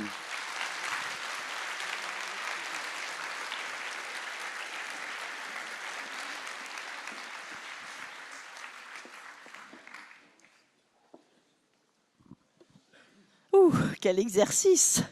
Alors moi, j'ai Pour aucune vous question. ou pour moi? Ah bah pour vous. Ah ben pour nous aussi quand même. Hein. Je sais Ah oui, pas. c'est pas facile. Alors, vous voyez, ils s'en vont parce qu'ils n'ont pas de questions à poser, ils ont tout compris, tout est clair, donc c'est parfait. Est-ce qu'il y en a parmi vous quand même qui souhaiteraient poser des questions? Alors il y a madame, sauf que nos porteurs de micro ne sont pas là? Si. Alain, encore un peu, tu descends encore? Où êtes-vous madame? Juste là, juste là. Ah voilà, voilà. Que pensez-vous de la thèse de M. Yasunori Nomura de l'Université de Berkeley qui propose que la structure du multivers puisse s'expliquer par les états multiples de la physique quantique? Alors, je ne connais pas ce monsieur. C'est l'idée de Everett. Oui, c'est la suite. Je vous parlais tout à l'heure. Oui, tout à fait. Donc, si c'est dit comme ça, ce n'est pas l'idée de ce monsieur. C'est l'idée d'Everett. Mais alors, oui, juste une petite peut-être note de caution sur ce genre d'idées, y compris celle d'Everett.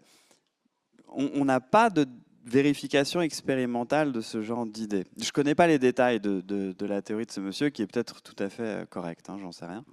Mais lorsqu'on parle de multivers, etc., il y a deux cas, pour être un petit peu caricatural. Il y en a un où les multivers apparaissent comme une conséquence de principes qui fonctionnent jusqu'ici. C'est le cas d'Everett. Lui, il a voulu aller jusqu'au bout, qui se heurte à des soucis de compréhension de la part de ses pairs ou de la part de son propre cerveau. C'était pas grave. On va jusqu'au bout d'un raisonnement qui fonctionnent et on essaie d'accepter les idées qui sont là. Ça, c'est un cas. Et dans ce cas-là, il faut trouver d'une certaine manière, un jour ou l'autre, une sorte de vérification expérimentale pour permettre de déterminer si, oui ou non, il s'agit là d'une théorie scientifique.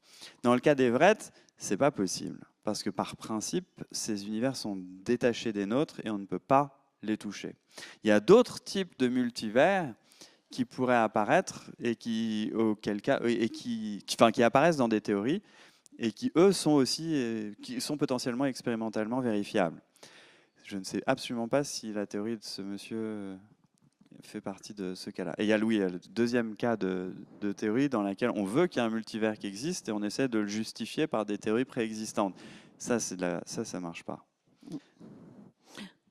Voilà. La question, bon, on devrait donner le micro, monsieur, là-bas, là-haut, voilà. Oui. Allez-y, monsieur. Tout à l'heure, vous avez parlé du chat de Schrödinger.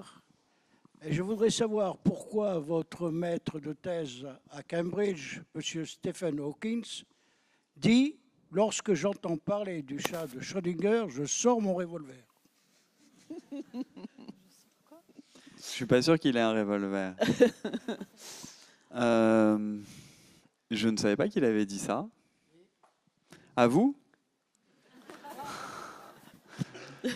Moi, je l'ai lu dans des revues scientifiques. Oui, je ne sais pas pourquoi il a dit ça. Ah ben, justement, je voulais vous demander pourquoi il a dit ça. Et pourtant, vous le fréquentez toujours, la Christophe. physique quantique existe. Ouais. Et le chat de Schrödinger a 2 états, soi-disant, en même temps.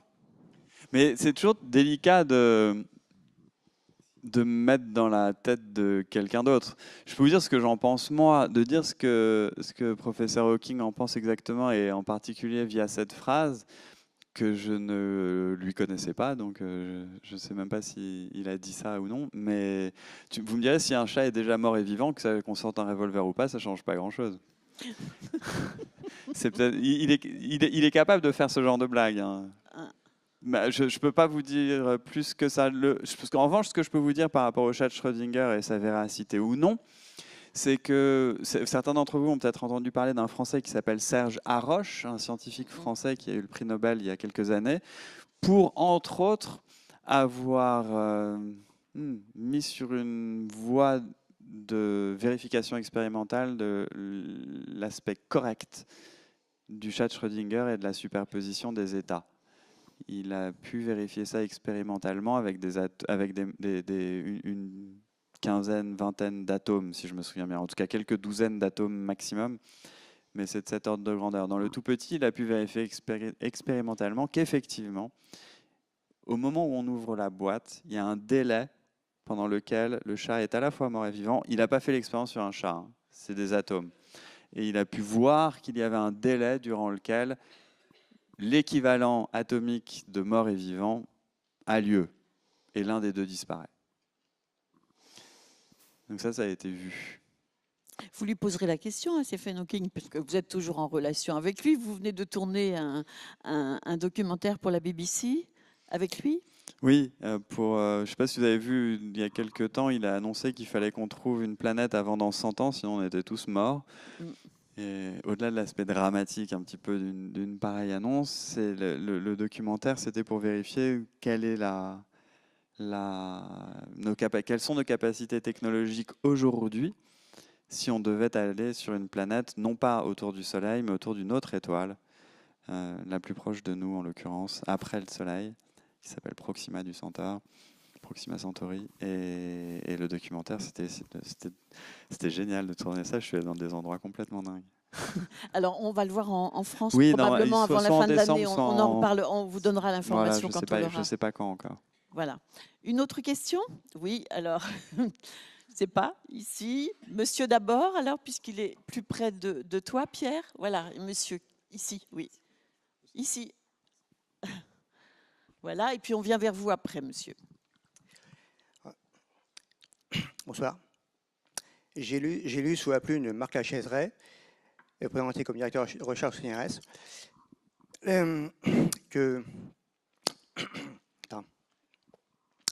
qu'on écrit la dynamique d'une galaxie à partir de la loi de Kepler, et que le fait que les étoiles ne suivent pas les lois de Kepler est le meilleur argument de l'existence de la matière noire. La matière noire. Donc, qu'est-ce que ça signifie? Alors, Parce que, quand même, trouver les lois de Kepler à partir des lois de Newton, c'est un exercice de niveau première année universitaire. Je l'ai fait ici il y a quelques années. Et donc, les lois de Kepler ne sont pas valables pour une galaxie. Alors, comment se fait-il qu'on puisse trouver ce genre de choses? Alors, je vais répéter la question et vous allez me dire si j'ai bien compris votre question. Lorsque, dans ce livre de Marc Lechaiseray que vous avez lu, Bon, en l'occurrence, c'est Encyclopædia Universalis. ah oui, son article dans l'Encyclopédia Universalis, dans l'article de voilà, il est dit que le fait que les étoiles dans les galaxies n'obéissent pas au mouvement tel que prédit par Kepler et Newton est une des meilleures preuves de l'existence de la matière noire. Par Kepler tout court. Les lois de Kepler et les lois de Newton, c'est pas du tout la même chose. Kepler, si vous voulez. Et vous voulez savoir comment est-ce qu'une telle conclusion peut être faite, c'est ça? Ouais, Alors, je m'étonne d'abord que... Attendez, monsieur, parce que non, il faut, vous répondez, Christophe. si vous voulez. Ouais, je préfère. Hein, parce que- L'idée est la suivante. Lorsque, par exemple, Newton, on a vu que Mercure ne tournait pas autour du Soleil tel que Newton l'avait prédit, ça nous a mené à une autre théorie de la gravitation qui est celle d'Einstein. Ce que vous dites, je pense, quelque part, c'est que pourquoi est-ce que cette non-adéquation entre Kepler, si vous voulez, et les galaxies, au lieu de nous interroger sur la validité de nos théories, on introduit une matière nouvelle. Je pense que c'est peut-être ça qui vous embête quelque part un petit peu.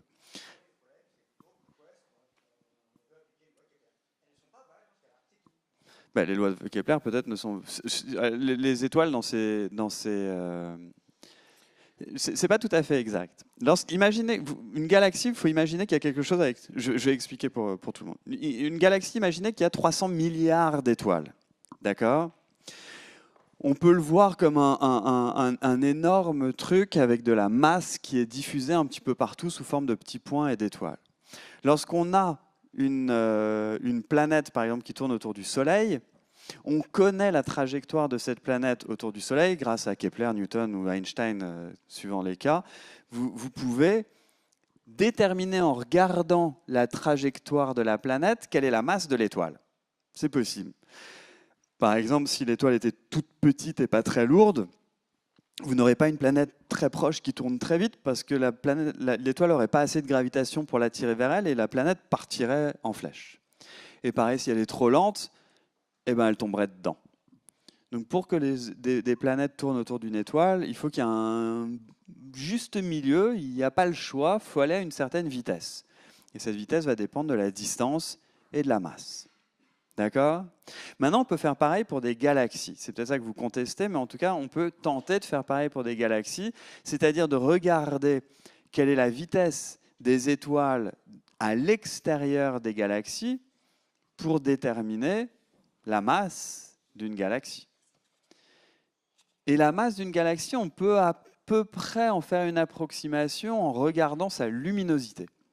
On regarde à peu près ce qu'on voit dedans et on a une estimation de la masse. Et ensuite, par exemple, c'est Vera Rubin, c'est une femme au début des années 1920 qui elle aussi a fait ce calcul-là, qui a regardé la vitesse à laquelle les étoiles extérieures aux galaxies tournaient autour du centre de la galaxie et elle a vu que leur vitesse était incomparablement trop grande. Alors que ce soit Kepler, Newton ou Einstein, peu importe. Ce qu'on voit et qui vient avec un énorme point d'interrogation, c'est que les vitesses sont trop grandes. Ça veut dire que s'il n'y avait que la masse qu'on voit, les étoiles extérieures des galaxies devraient être éjectées dans tous les sens. Elles ne pourraient pas être tenues par les galaxies. Du coup, Vera Rubin et d'autres à cette époque-là se sont dit il y a une partie de la masse qu'on ne voit pas. C'est-à-dire une partie de la masse, de la matière même, une matière gravitationnelle, quelque chose qui a un effet gravitationnel d'attraction qui n'interagit pas avec la lumière. Ça veut dire que ça n'existe pas, mais qui n'interagit pas avec la lumière. Or, on ne connaît pas de matière qui ait cette propriété. On n'en connaît pas aujourd'hui. Ça a été appelé la matière noire. Alors, on aurait pu en rester là et se dire, bon, si ça se trouve, ce sont les équations d'Einstein, de Newton, de Kepler qui ne s'appliquent pas dans ce genre de situation. Mais il se trouve aussi que d'autres... on ne l'a jamais détecté, cette matière. Donc pour l'instant, c'est encore un point d'interrogation. Directement, on n'en a aucune trace. En revanche, ce qu'on a, c'est des traces indirectes. C'est-à-dire qu'on voit une sorte d'interaction à l'intérieur des galaxies et on voit des sortes d'interactions entre galaxies. La façon dont deux galaxies vont se tourner l'une autour de l'autre ne serait pas celle qu'on voit si on n'introduisait pas cette hypothétique matière noire qui est là. Alors je vais en rester là pour la réponse à cette question, même si c'est peut-être pas exactement la question que vous posiez, mais en tout cas, au moins, on a réussi à déterminer ce qu'est la matière noire. On en reste là parce qu'on veut donner la parole à d'autres personnes. Vous n'êtes pas tout seul ici. Et puis, il y a une question là aussi. Alors, on va prendre celle de monsieur ici, et puis on vient. Vous avez le micro ? Ah, pardon. Alors, allez-y. À la mezzanine, voilà. Alors, des toutes petites questions brèves. Est-ce que j'ai bien compris si je dis que la lumière n'a pas de masse? Oui. Okay. Vous voyez, question brève, réponse brève. Est-ce que il y a autre chose que la lumière qui n'a pas de masse dans notre univers? Alors, oui. Il y a par exemple l'interaction gravitationnelle. Lorsque vous allez avoir... en imaginant qu'il y ait une force qui émane de la Terre et qui vient vous attirer, vous, vers son sol, cette force-là se déplace à la vitesse de la lumière. Les ondes gravitationnelles détectées en 2015, il y a 2 ans, je crois, jour pour jour, la semaine dernière. Je viens de dire jour pour jour la semaine dernière parce qu'on ne sait pas quel jour c'est. Donc, jour pour jour cette année, il y a les ondes gravitationnelles qui ont été détectées ont été confirmées comme étant voyageant à la vitesse de la lumière, elles aussi. En gros, toute particule qui n'a pas de masse se déplace à la vitesse de la lumière, dans le vide. Je termine ma petite question, si vous permettez. Vite. Est-ce que vous pensez que la pensée ou l'idée, est-ce que ça a une masse, une idée ou une pensée?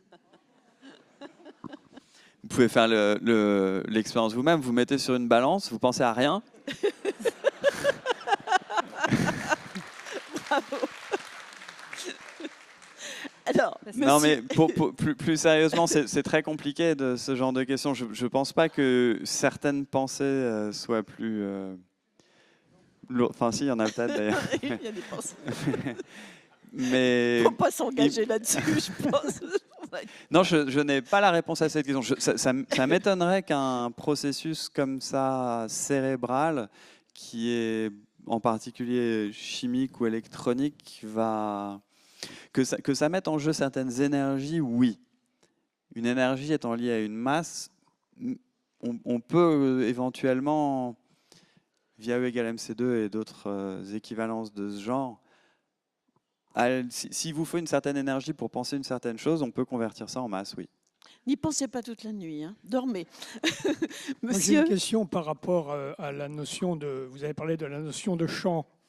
Et je voulais savoir si l'univers disparaît un jour, est-ce que les champs vont subsister? J'ai lu un article aujourd'hui sur Science et Vie qui dit que deux nouvelles mesures ont été trouvées qui changeraient le destin de l'univers, à savoir que la constante de Planck situe l'accélération, la vitesse de l'expansion à, je crois, 69 km/s sur les MPC. Or, des scientifiques auraient trouvé une accélération 5 fois supérieure, 5 km/s, ça n'a l'air de rien. Ça voudrait dire que l'univers va se déchirer, tout va exploser. Non, mais c'est une théorie ils l'ont appelée le Big, je ne sais plus comment. Crunch, non l'autre, Big Rip. Et du coup, l'expansion va être tellement rapide qu'elle va prendre complètement le pas sur la gravité. Donc les galaxies, les étoiles vont s'évaporer. les planètes vont se fracturer, les atomes en dernier lieu, et ce sera extrêmement violent, vont se désintégrer, ce sera le néant absolu. Ma question, est-ce que dans le cas où cet univers d'énergie et de matière disparaît, est-ce que les champs quantiques subsistent? Vous nous avez tous déprimés, là. Peut-être pour vous, avant, si vous voulez, dans le temps, c'est-à-dire avant 1998, il y avait deux possibilités, en gros, pour le futur de notre univers. Et les deux sont liées à la quantité de matière qui existe à l'intérieur de notre univers. Si vous imaginez qu'il y a une expansion, quelle qu'en soit la cause, qu'est-ce que ça veut dire? C'est pas grave, ça, on peut en parler une autre fois. Mais si vous imaginez qu'il y a une expansion, on ne peut venir que la freiner. D'accord? C'est-à-dire que les planètes, les étoiles, les galaxies, avec leur gravitation, si les choses s'éloignent, ils vont essayer de les rattirer vers eux, parce que la gravitation, c'est attractif, tout le temps. Donc normalement, cette expansion devrait ralentir. Et est-ce que ça ralentit assez? Ça dépend de la quantité de matière et d'énergie qu'il y a dans notre univers. S'il n'y a pas assez d'énergie, l'expansion va être plus forte et ça grandit. Et s'il y a trop d'énergie, ce qui est l'inverse de ce que vous étiez en train de dire là, dans ce cas-là, l'attraction va devenir plus forte et au lieu de ça va dans l'autre sens. Et là, c'est pas que tout est déchiré par le froid, mais c'est que tout est déchiré par le chaud et tout le monde crève de toute façon dans les deux cas. En 1998, il y a aussi un point d'interrogation là-dessus. On a réalisé effectivement qu'il y avait cette expansion de notre univers qui était accélérée, ce qui était à l'inverse de tout ce qui était prédit. Je fais un petit résumé pour ceux qui ne connaissaient pas cette histoire. Donc c'est à l'inverse de tout ce qui était prédit. La gravitation devrait attirer les choses, donc freiner, on voit que ça accélère. Du coup, il y a une autre force qui a été introduite, qui s'appelle l'énergie noire, que ce soit matière noire, énergie noire, trou noir. En gros, on met noir dès qu'on ne comprend rien en physique.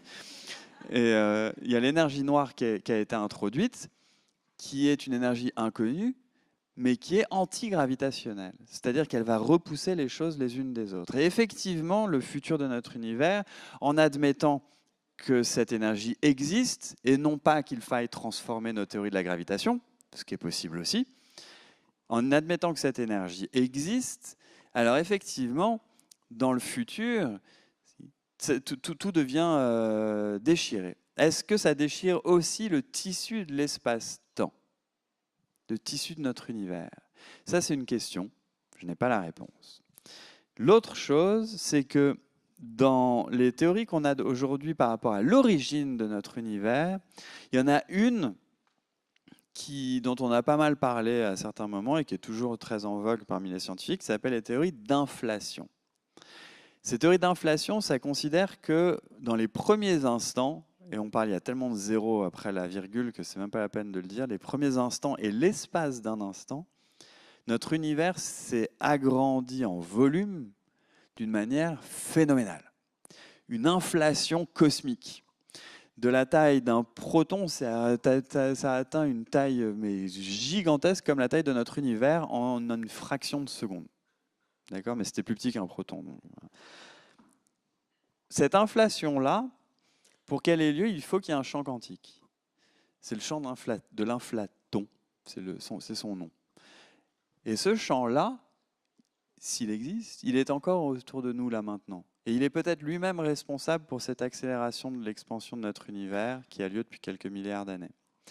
Et si notre univers continue à s'étendre en expansion accélérée et à devenir à moitié vide, dans ces théories de l'inflation, par exemple, l'inflaton devrait reprendre le dessus et donner naissance à l'intérieur de notre univers à d'autres univers à partir d'une autre qui serait détruit. Des bulles dans des bulles qui deviennent des bulles dans des bulles dans des bulles dans des bulles. Ça, c'est ce qu'on appelle l'inflation éternelle. Je vous ai donné une réponse potentielle parmi plein d'autres que vous trouverez sûrement à gauche, à droite, mais je ne vais pas avoir le temps de toutes les énumérer. Mais dans ces cas-là, les champs quantiques subsistent.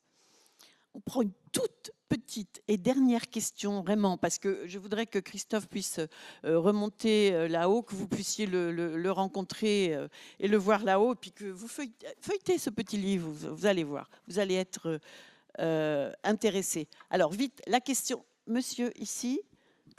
Pourquoi? Vous aviez donné le micro à quelqu'un d'autre? Non, après, on n'aura plus le temps, vraiment. Vous poserez la question en direct là-haut. Hein, Ma question est rapide. Au départ, il y avait la matière et l'antimatière.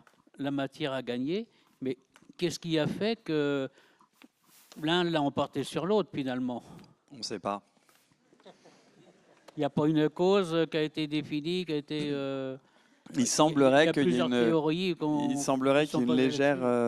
léger avantage à la matière.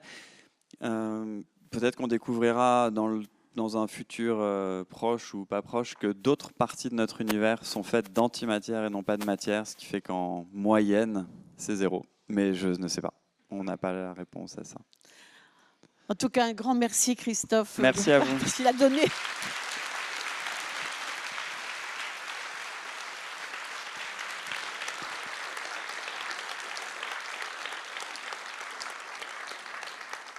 De l'énergie, il en a.